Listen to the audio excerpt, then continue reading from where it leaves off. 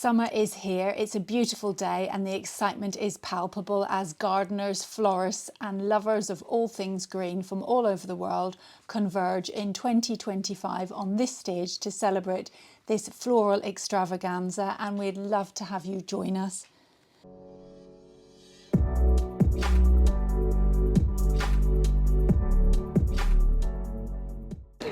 Hello and welcome to Murphy's Garden, and you join me today at the fabulous Chelsea Flower Show, so come with us as we explore. I'm here as always with my daughter Olivia, and she can lead the way down Eastern Avenue.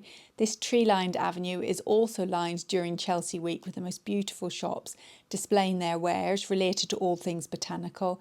Incidentally, all the trade stands are judged, and so standards, as you would expect, are of the highest, and many rival the show gardens in their execution and detail. They look so beautiful.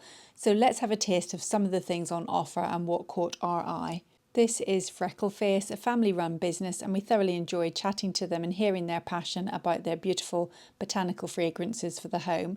Based in Lincolnshire, their products are stocked in over 800 shops, but of course everything can be ordered on their website. The products are all vegan, ethical, plastic-free and locally sourced here in Britain. The candles are decorated with dried botanical mixes, and I was so excited to discover this is from the flower farm in Shropshire, which we visited last summer. Reasonably priced, we thought these pick-a-mix wax melts would make a beautiful gift, and we particularly loved the coloured glass melters. And of course this one called to me. This is my kind of stall, as I love dried and pressed flowers of any kind. And look how good these dried flowers look displayed against this dark indigo background.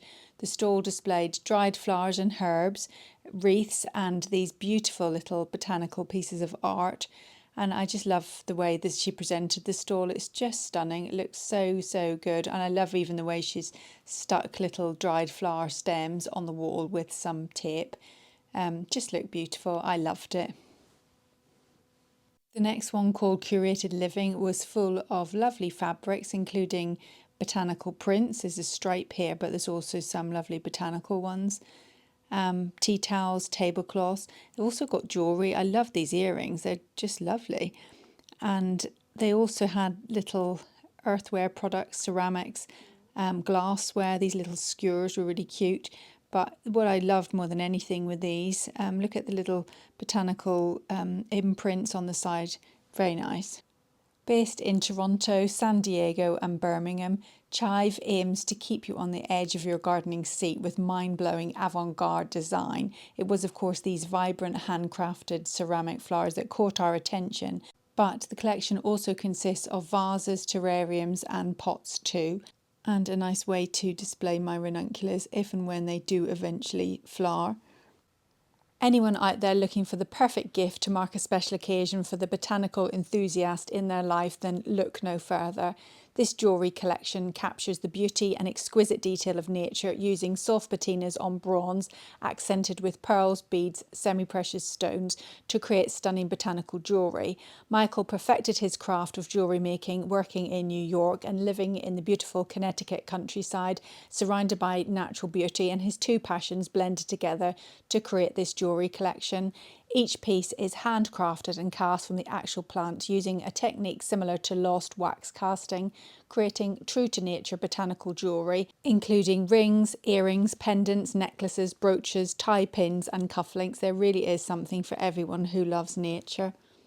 And I thought for Chelsea the prices weren't too prohibitive and were quite reasonable considering the clear workmanship and detail involved in each piece, each of them was just lovely.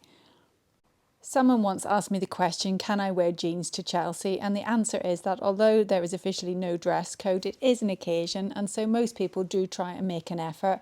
After all, for us gardeners, it's an opportunity to scrub up and get out of our gardening scruss for one day in the year, and dressing up is fun, and it's an unwritten mark of respect and thanks for all the effort that the exhibitors go to for us. Floral prints are definitely the theme, along with comfortable shoes, perhaps a difficult look to pull off, but if you're struggling, then these stalls show us how it's done well. And chaps, there's no excuse for you not to get on message too. Look at the array of floral shirts here on offer. But it's not all about glamour and appearances, and once Chelsea is over, we'll be back to work in our gardens, and having the right tools and equipment is very much key to performing gardening tasks efficiently and well. Chelsea showcases some of the leading brands in this field, from Henchman, Nawaki, Silky Saws, Spear and Jackson, and many more. But for those of you that follow my channel, you will know my favourite gardening companion, as well as Murphy of course, are my trusted go-to Felcos. So I'm with Barry from Felco, who's going to demonstrate how to sharpen our Felcos, because we've all got Felcos and they're invaluable. So let's see. So sharpening a Felco is nice and easy. So basically with a diamond seal stone, you take the angle. So if I come a little bit closer, so place the stone onto the aluminium on the side of the beveled edge of the blade. You reach around to the blade and just lift up slightly so you're not rubbing on this part here. Once you've got that angle, that's the correct angle for sharpening. And then you just push through and over the blade, and you can sort of hear that slight scissor sound as you go across. You do that about 3 or 4 times, and then once you've done that, you flip the secateur around, and about a 5-degree angle, take it off the burr off the back. So 23 degrees on the front, which will be about that. Open over, and then 5 degrees on the back, and that keeps them nice and sharp. How often should you sharpen them? So once you start to notice the blade's not as efficient or as easy as cutting, or you're getting slight tears when you're cutting, it's time to give them a sharpen. Okay. The other thing is to keep them clean. So a bit of WD-40, a Brillo pad, clean both sides of the blade, get the sap and all the mud off, and also clean the sap groove, which is this part in here, keep that nice and clean, and the top and inside the anvil. You don't sharpen that and you don't sharpen. Right, okay. We do get a few people that do sharpen, but that will always leave sort of a gap where it won't cut clean. Meat, yeah. So it's only the blade that you sharpen. Right, good to know. Thank you. Thank you I very will much. do that when I go home. Enjoy the rest of Thank Chelsea you very Flower much. Show. Thank you for showing that. Thank you. Thank you. Bye. If you're new to gardening, then you will need some secateurs, and buying Felcos will last you a lifetime so long as you don't lose them. They sell quite a range, and mine are model 6, which are compact and comfortable for smaller hands. If you've got bigger hands, then consider model 2 original or model 11, but their website explains more, and you can select what you want to use them for, your hand size, whether or not you're left or right-handed, and it will select the perfect ones for you. So I'm with Catherine from Titania, and she's going to tell us a little bit about her beautiful stand and her beautiful products. Thank you. So our main business is the garden umbrellas, which are based on traditional Indian ones, but rather than the traditional ones which were all made of cotton, which sadly fade and mildew quite easily, we've reimagined them all in, and they're manufactured in contemporary fabrics. So they're in a polyester, which doesn't sound very romantic, but it's very, very practical. So it's a polyester taffeta lining, and then on the outside it's a polyester canvas. And we've got 8 different options, 9 actually this year now. We've got a new sweet pea. We've got 9 different options of prints, and then they come in 2 sizes. And they're just a little bit of joy. And because the print is on the underneath, you know, you sort of arrive and your little party's happening around the dining table.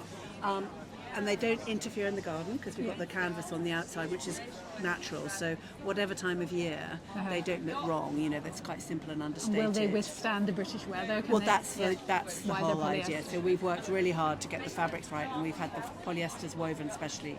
And then we buy the frame is a FSC eucalyptus from the Far East. So we've married various different components to get the perfect product. Brilliant. Beautiful. Thank you very much. Pleasure. Thank you. And like bees round a honey pot, lots of women at this stall that I couldn't really get looking at what they sell, unfortunately. And if you want to up your game with your doormat, after all, first impressions count, then this company does an RHS bloom range, and you'll be sure to find a colour range to coordinate with your home decor. They're absolutely lovely and a statement in their own right. You will notice in this shot how everyone is coughing and wiping their eyes, and what no one tells you is that the beautiful plane trees on Eastern Avenue give off an orange dust, causing sneezing, itchy eyes and uncontrollable coughing fits, known by regulars as the Chelsea cough. It was fine in the morning, but by the afternoon it seemed to affect nearly everybody. Just something to be aware of if you have asthma. hay fever or other respiratory issues. And this is the Chiltern Seeds stand, very, very busy, doing a very brisk trade. We did come back a little bit later when it was a little bit quieter, but not much quieter. And they had a lovely stand. So we will leave Eastern Avenue and go and look at some of the show gardens which are located on Main Avenue and Royal Hospital Way. There really is so much to see, and so we're just going to cover some of the gardens and features that caught our eye. There are 6 large show gardens, and the first one which we made a beeline for is by Nigel Dunnett, Olivia's tutor at Sheffield University, who teaches horticultural ecology. Throughout his career, Nigel has been responsible for advancing the drive to make gardens and landscapes more sustainable in a changing climate, which not only look beautiful but are rich in biodiversity. He invited us into the garden and chatted to us at length and is a wealth of knowledge. His role in teaching the next generation of landscape architects is every bit as important to him as his other work, recognising that affecting long-term change is a job beyond one person's lifetime and must be progressed by future generations. Nigel created the pictorial meadow mix, which many of you will be aware of, and we saw a few years ago at Chelsea, and which has been used so successfully in so many applications. This garden was designed for Hospitalfield Arts, which is a contemporary art centre based in Arbroath on the east coast of Scotland, to support young artists to help them develop their careers. Taking inspiration from the surrounding sand dunes, the garden seeks to reimagine the setting through the eyes of an artist or a sculptor. The striking feature within this garden are the ribs, which aren't metal as they seem, but rather wood painted with iron filings. The gaps were filled with sand, gravel or other mineral materials with no compost in sight, creating drought-tolerant planting. The ribs create microclimates to allow an array of plants to be grown in the crevices.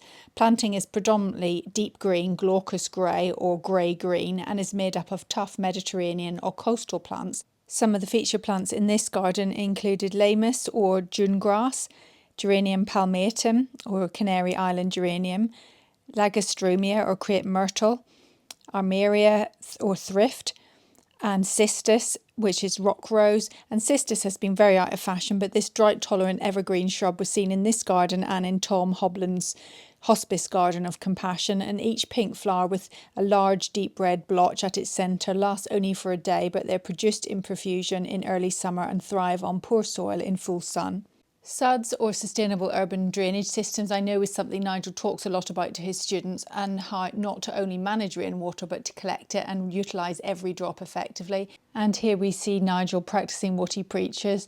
There's no plastic used in the garden, and the pond has been created using clay puddling techniques. The paving gently undulates, creating an invisible rill which channels excess water back into the pond, and the sand acts like a wick, wicking water up to the plants above. All clever stuff.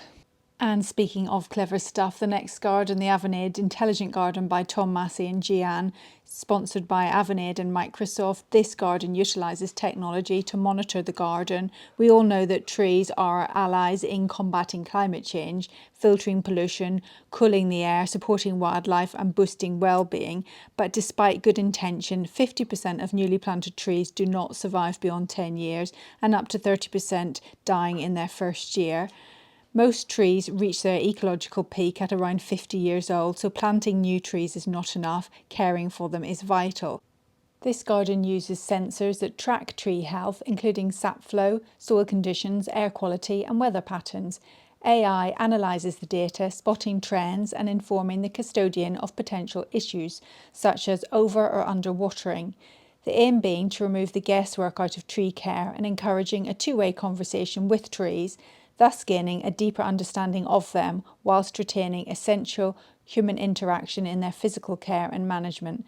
Another innovative but very beautiful Chelsea garden from these two again this year, and they're always at the cutting edge of design. This QR code, which will also be in the description, if you click on it, it will link to all the information you need all about this garden. It really is quite clever. The King's Trust Garden Seeding Success represents the link seeds and young people have. It showcases how plants can adapt, grow and flourish in challenging environments, and represents how, if given the right support, young people can overcome adversity and go on to thrive. The charity helps young people gain experiences to help them get into work, and the steel and glass weave through the garden is an artistic representation of seed dispersal, symbolising social mobility. Similar in planting style to Nigel's garden, the plants are chosen for their resilience, and many are pioneering species which germinate, flower and set seed within a single season.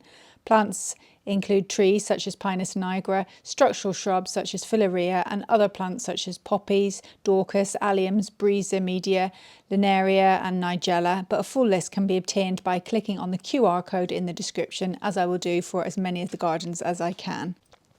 The next garden is a traditional Japanese tea garden designed as a place of quiet reflection and to feel fully immersed in the beauty of nature and be inspired by its living art.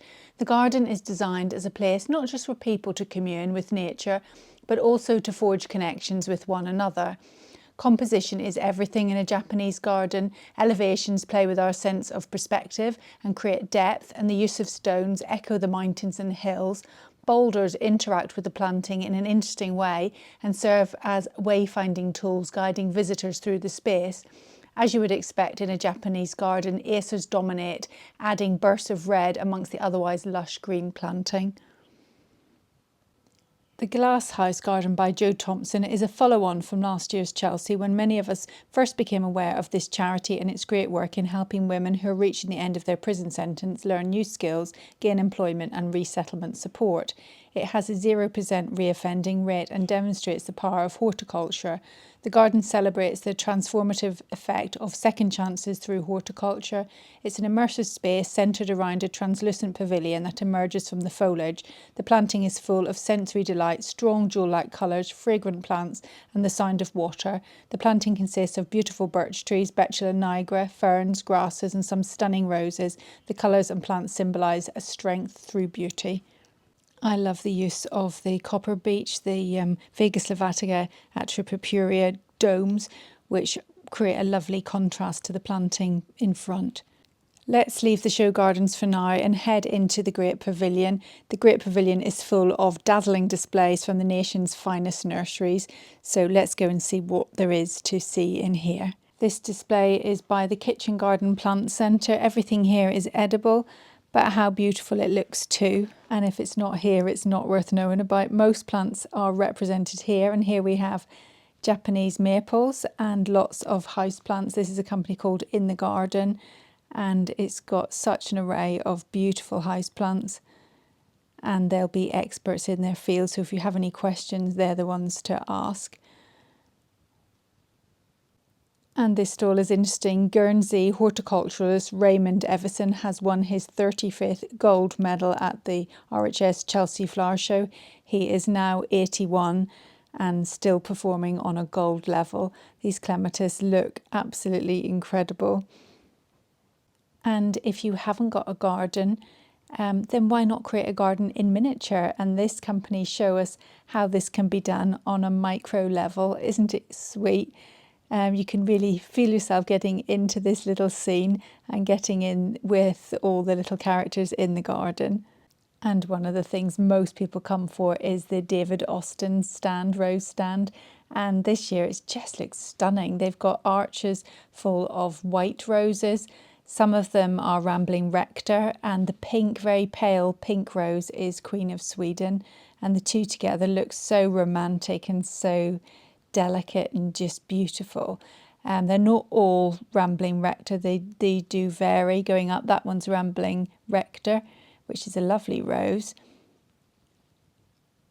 Met two ladies actually when we're having our lunch, and they had come from Germany to see the David Austin roses. They've got a reputation worldwide. And this one looks quite similar to the Rambling Rector, but it's called Francis E. Leicester. Let's have a look at that one close up with a lovely yellow stamen. And this is the Danahue rose, introduced I think not last year but the year before, I think it was. In this collection we've got the dark pink one, which is Gabrielle Oak. On the right is Elizabeth, the pale pink one, and then the pale pink one at the top is called Mary Delaney, all beautiful roses. And here is Emma Bridgewater, which was introduced this time last year at Chelsea. And it's a rose which is pink on the outside, but it goes into a lovely yellow colour on the inside. And this all leads up to, the build-up is to the new rose for this year, which is the King's Rose. And this is it. To be honest with you, I wasn't terribly sure of it. When I saw a picture of it, I wasn't sure whether I liked it, but seeing it in real life is actually really, really beautiful. It's got this kind of raspberry ripple effect of two tones, pink and white, which is what I wasn't too sure about. And then it's got a yellow centre, but seeing it in reality, I really do like it. And it has been 12 years in the making. Here it is here. And here are some of the other ones, just to see them in comparison.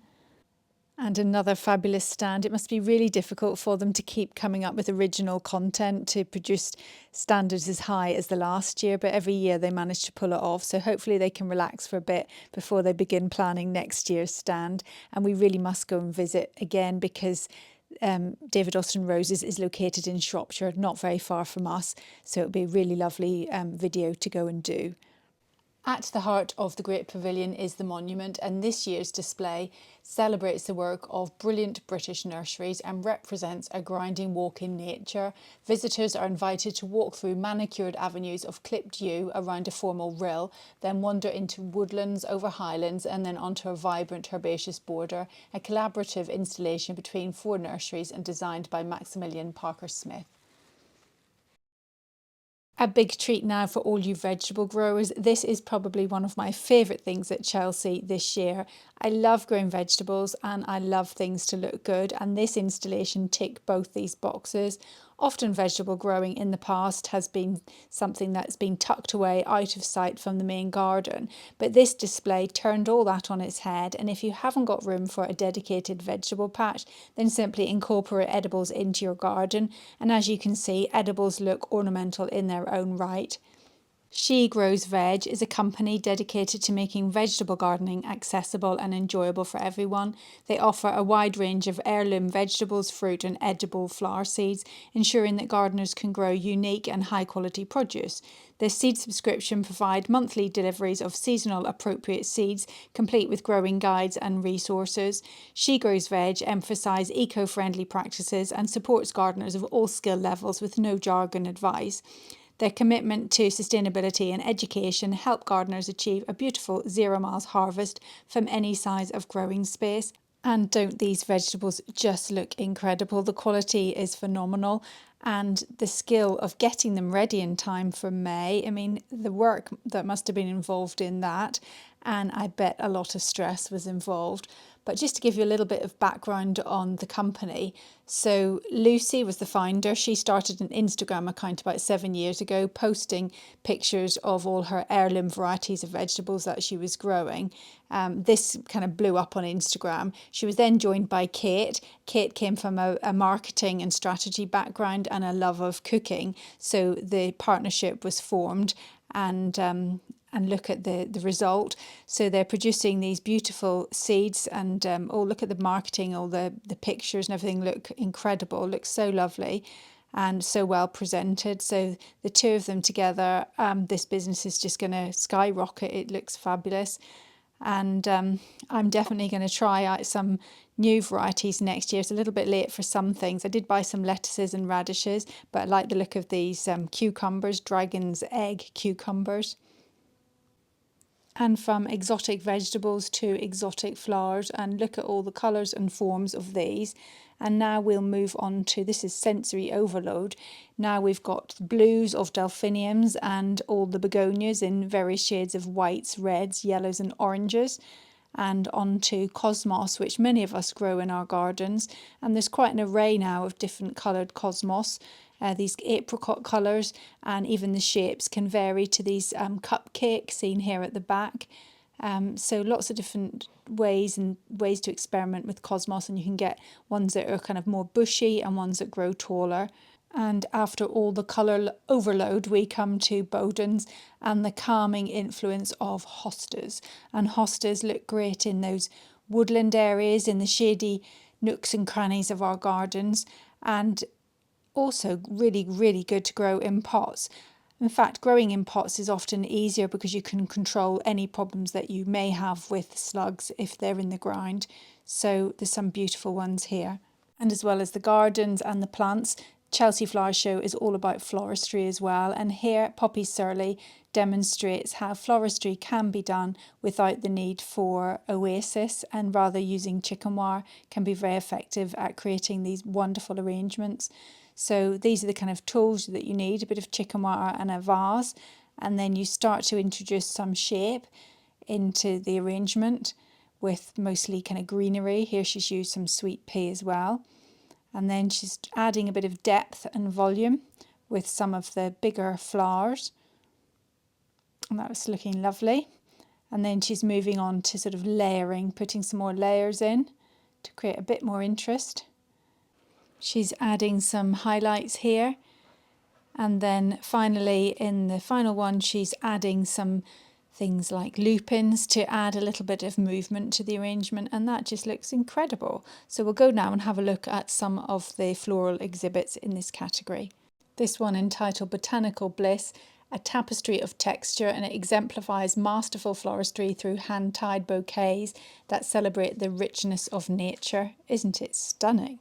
And the next one is called Love Our Rivers, and this is using dried flowers, which must be a lot easier to do in the pavilion. I do wonder how the fresh flowers managed to stay so fresh throughout the whole week, because we're here on the Friday, so they've been here for quite some time, but they still look relatively fresh. If you look at this one, they all seem to be quite fresh still. And this one was by Plantology, which is a florist in Sheffield, which I have visited with Olivia, so that was nice to see them being represented at Chelsea this year. And everyone's so very different, all the different forms, different shapes, with creativity to come up with these ideas. Look at this is a seed. Isn't that lovely? Really kind of modern looking. And this is called Lunar Texture. I think when you study them in close detail, there's a lot of little vases hidden out of view, and I guess that's how they do it. But you know, from a physics point of view, trying to assemble all of this is quite a feat, really. A lot of skill involved in this, and I have great admiration for these florists that can do this. This is Humid House, a real tropical take on floristry. And this one is very modern, humus, using sprayed branches and leaves and things, I think. Wild Nest, using lovely ranunculus. And we'll head now through the marquee, just passing this beautiful bonsai stall, and look at the azalea. It's definitely the star of this stand. The colour is very intense. But we'll head now to the RHS stand to find out the much coveted plant of the year. When choosing any new plants for your garden, if you choose plants that have got an AGM award, you know they're good plants. But if a plant has been either nominated for or has won the plant of the year, you know it's fantastic. And these are the plants on this year's list.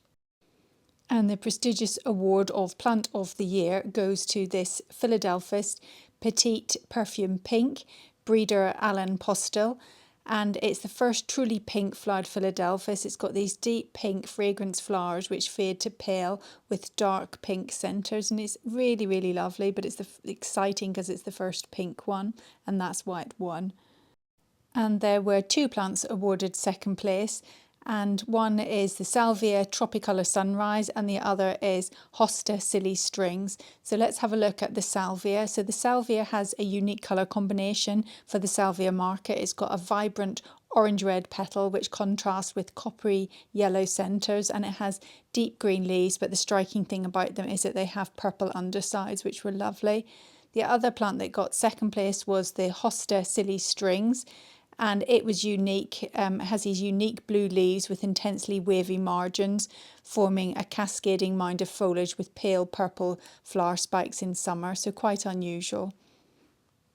Here are a few of the other nominations, all great plants with great characteristics. This is an agapanthus, and what's unusual about it, it's got broad dark green leaves streaked with a creamy yellow and edged by golden yellow margins, and it has violet flowers on tall stems.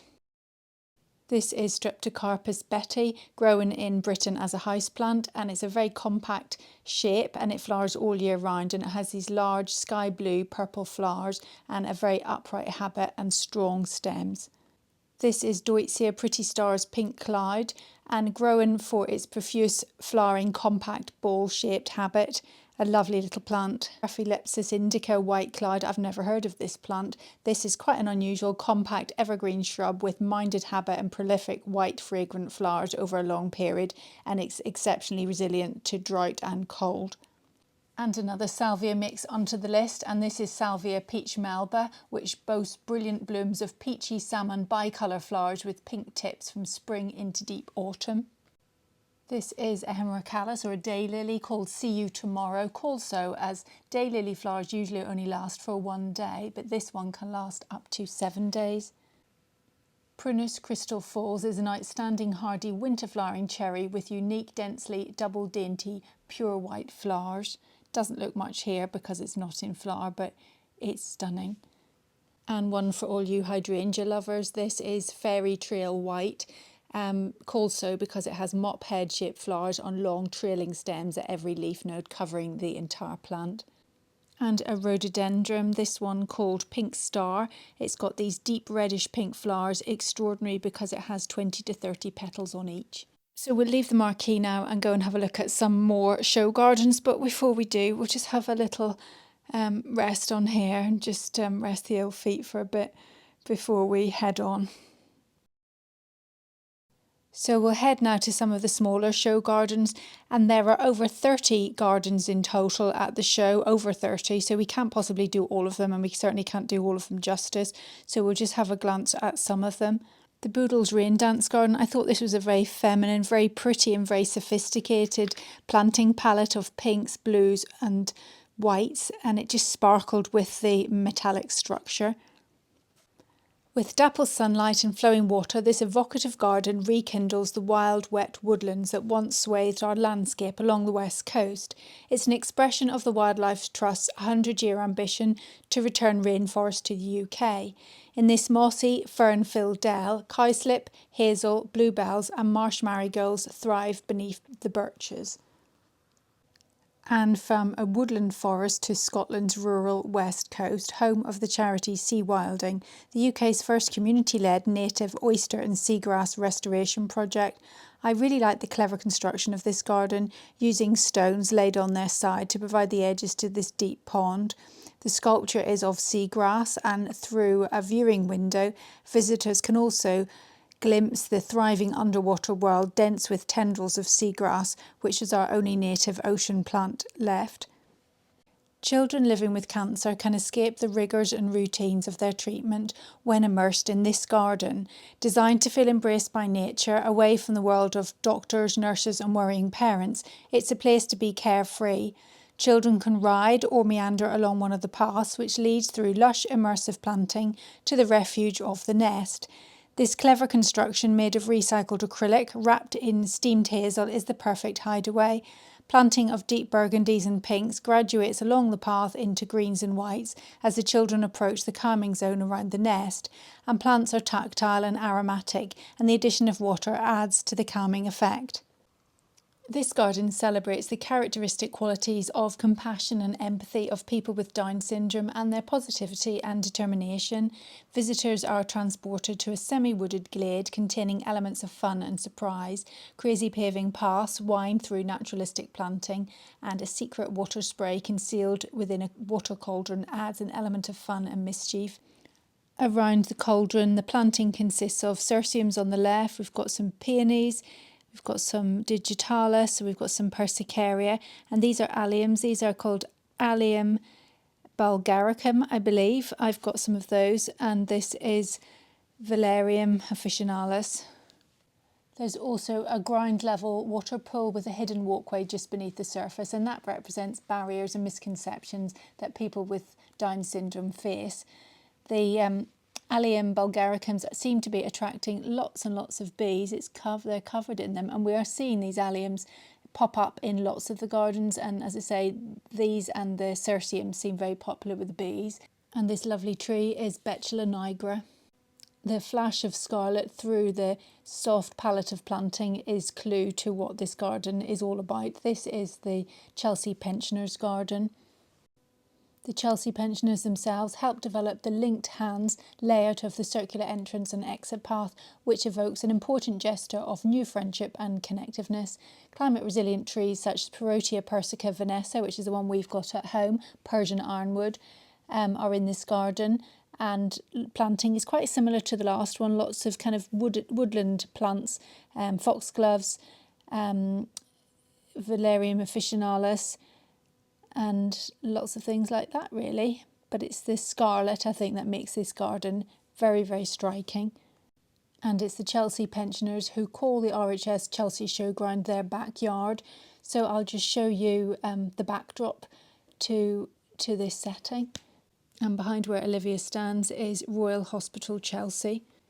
This next garden we absolutely loved, and from a construction point of view it's really, really complex when you start to study it. So one of the main trees in this garden is Heptacodium mycinoides, which is the tree that we have at home, commonly known as seven sunflower tree. If you're interested in this tree, we did do a video all about it and at the time we planted it, so have a look at that. Inspired by the wisdom of a Norfolk colloquialism, slow you down, this island garden advocates patience and stillness as part of our daily rhythm. A slowly rising pool represents the incoming tide of busyness and eventually leaving the visitor cut off in an oasis of botanical beauty, a precious point of calm within life's turbulence. Planted entirely in gravel, the scheme favours native wildflowers and herbaceous perennials from Norfolk's hedgerows and coastal habitats. Things like sea kale, red vein dock and sea daisies all pay tribute to the distinctive landscape of salt marshes, golden fields and pockets of ancient woodland. A soothing palette of lilac, indigo and peach is grounded in the sandy tones of the Heptacodium mycinoides and drifts of tactile flowering grasses. The secluded seating area on the garden island is defined by reclaimed sheet pile steel, while gabions filled with natural materials represent craggy coastal cliffs. A creative interpretation of nature's call to embrace an unhurried pace, this garden reminds us to find calm amidst the complexity of our modern lives. This dainty little white flower is Orlea, and we're seeing it pop up frequently in several of the gardens, and here it is in the HIV Challenging Stigma Garden. Hexagonal paving references the key molecular structure found within many of the HIV medications and is also referred to in the unusual hexagonal growth of Carokia exvirgata frosted chocolate, a shrub with delicate star-shaped flowers. A pair of tree statues fashioned from recycled aluminium serves as a solemn tribute to lives lost to HIV. Plants planted in a colourful canvas represent hope, and water represents the transition to a healthy life. The British Cross has been helping people in crisis for over 150 years, providing safety and sanctuary to those who need them most. And here, the Humanity Garden reminds us of the power of hope at a time when their work is needed more than ever. The garden offers a contemporary twist on an alpine garden where every plant tells the story of resilience, kindness and hope. Large interlocking hexagonal columnar stone planters, each unique, fit together harmoniously, referencing the Red Cross's global humanitarian movement. Trees include varieties including pines, larch and mountain ash. Swiss pine, Pinus sembra, is a reference to Swiss finder Henry Dunant. Being from Northern Ireland, this landscape was immediately reminiscent of the Giant's Causeway, where the geological phenomenon of columnar jointing is formed. The build of this garden must have been incredibly complicated, working on so many levels, using water. It's structurally very, very complex, and the result is very, very impressive. It looks incredible. Set 25 years in the future, this garden is a celebration of preparation and resilience in the face of a changing climate. Designed to withstand unpredictable weather patterns, it symbolises thoughtful planning and navigates life's challenges. Rainwater is collected, redirected and stored, reflecting how, with a little bit of foresight, we can weather life's unpredictability. The garden is planted with future-proof trees, recognising that traditional natives such as oaks and birches may have to migrate north. Trees such as Prunus mackii, Crataegus lavellii and Zelkova serrata may be more suitable to southern parts of Great Britain. Walls and foundations have been 3D printed, and cantilever troughs are suspended above the seating area, channeling rainwater through a stone arch and into ascending pools below. This garden blends a beloved cottage garden style of the past with climate-ready pragmatism. Zelkova serrata is a tree that we saw when we visited RHS Bridgewater, and it's a really impressive tree. It's just by the visitor centre as you come into the garden, and it looked absolutely beautiful. I think the tree here on the right is definitely the Crataegus. There's lots of pines as well in this garden, as we're seeing in most of the gardens. I think pine trees are definitely coming back into fashion again. Yeah, this is the Hawthorn Lavellii. And then just over here, I think this is the Zelkova serrata. Yes, that's it there, I believe. Our final garden in the smaller show garden category is the Pathway Garden, and this aims to raise awareness of the dangers faced by homeless people. Poor health outcomes for homeless people means that the average age of death for women is just 43 and 45 for men. Pathway teams aim to support people experiencing homelessness by improving access to health outcomes. At the heart of this garden is a bold commitment to sustainability. Upcycled steel and reclaimed timber come together in a pergola representing shelter. Coppiced hazel forms the boundary screen representing regrowth, and mycelium structures are growing on waste from last year's RHS shows. Boulders interrupt the path in places symbolising setbacks. Plants included are ulmus, Corylus avellana, Osmanthus buckwoodii, Geranium maculatum, Beth chatto, Carex grasses, and there are over 360 ferns in this garden. I always like to look out for trees that make an impression at each show at Chelsea, and as well as the Zelkova serrata, which I've already mentioned. The other tree that really stood out for me was seen outside the Alatex greenhouse exhibit on the eastern side of the pavilion, and was this elegant multi-stemmed tree called Chionanthus retusus, also known as Chinese fringe tree. Paul Cook, RHS curator from Harlow Carr, says this is a great tree. It has wonderful delicate white flowers that are long lasting. It's easy to grow, but hardly anyone does. It's resilient and will survive in the north of the UK as well as the south. And it's really easy to look after as a tree or a shrub. It also has wonderful bark and lovely yellow leaves in autumn. And there are lots more gardens. There are the balcony and container gardens up that way. But I think we'll leave that for another video, and perhaps do a video all about small space ideas from the Chelsea Flower Show, because there are lots. But just check out this man made of pots, isn't he lovely? And his little dog sitting here too with his little potty ears. And this is just a little potting shed. It's just lovely, so beautifully done. But I think for now we need a little bit more retail therapy. So let's go and have an oogle at all these beautiful things on offer to buy, and dream of having thousands of pounds, and we could go on a spending splurge in here, I think. This is sofas and stuff, and they are here every year at Chelsea. We've seen them before. Their products are beautiful.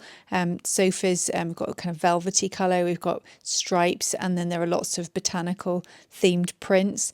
I particularly like these peachy colours. Peach and green look so good together. And this one looks gorgeous. Look at the print on that. Isn't that lovely? All the planting schemes and everything all round the show, in all the little areas around the shops everywhere, just are done exquisitely, really, really nicely. And this is Bamford, which is a spa brand celebrating 20 years of making signature scents, and all the scents here are made from pelargoniums.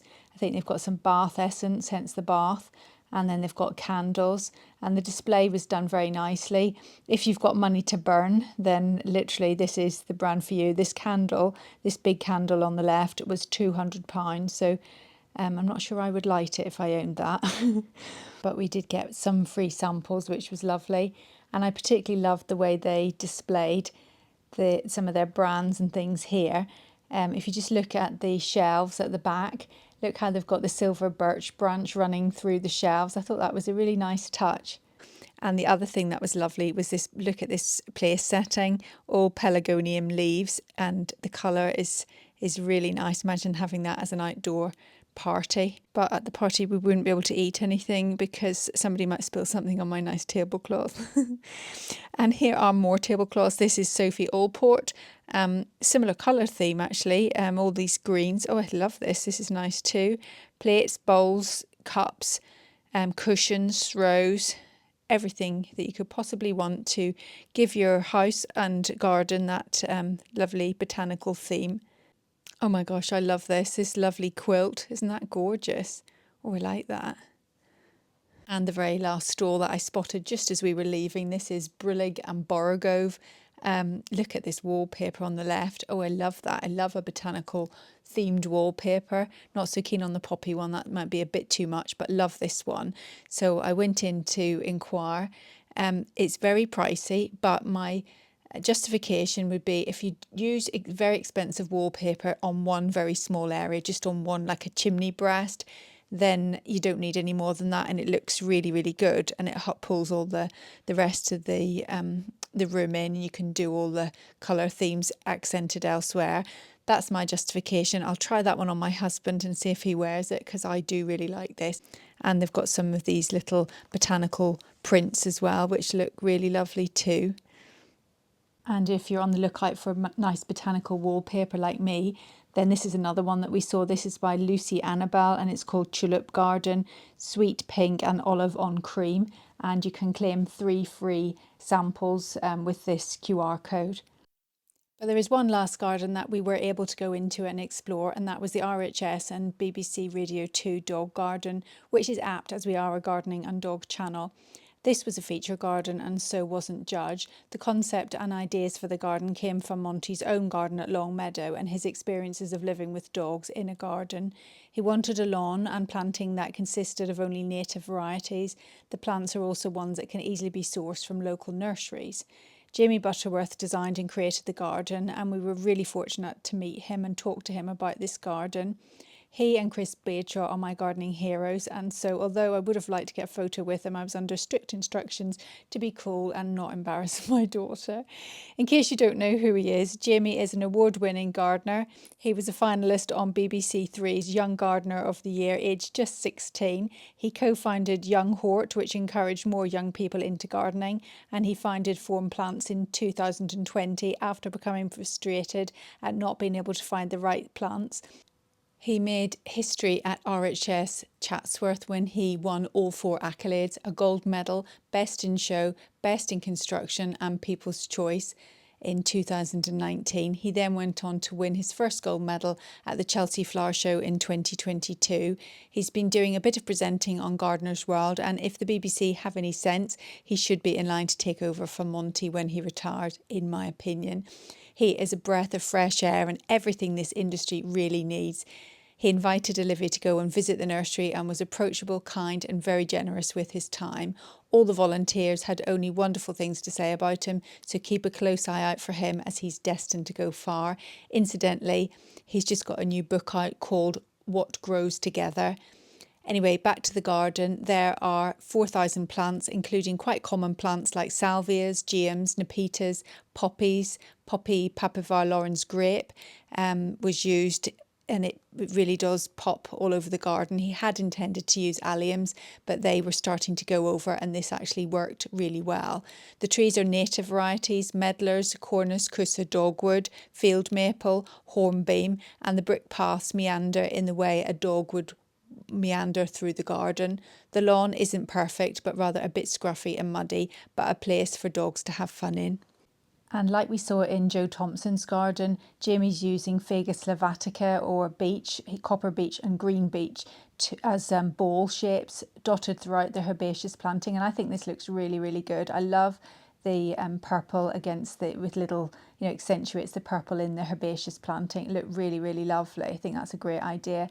And lots of water in this garden too, somewhere for the dogs to dip in and out of when it gets a little bit hot, or to have a little drink.